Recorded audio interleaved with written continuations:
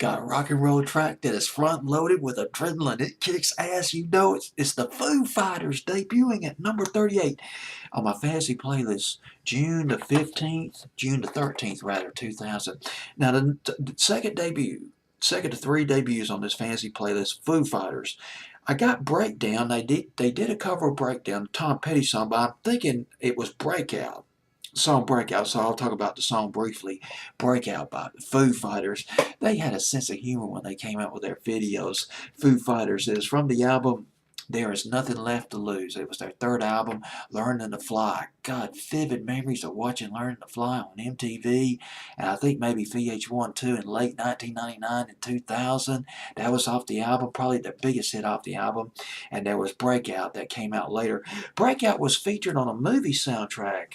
It was a movie soundtrack called Me, Myself, and Irene, which starred Jim Carrey. And gosh, the who's who of 90s alternative was on the soundtrack. Smash Mouth, Third Eye Blind, Wilco, Hootie and the Blowfish, Push Stars, Band Folds 5 on this soundtrack, as well as Pete Yorn. Pete Yorn, who had that song out, The Chain, back in the summer of 2001.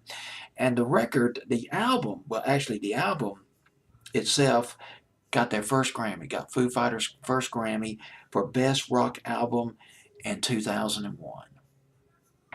Breakout by the Foo Fighters. Oh, by the way, one other thing I forgot.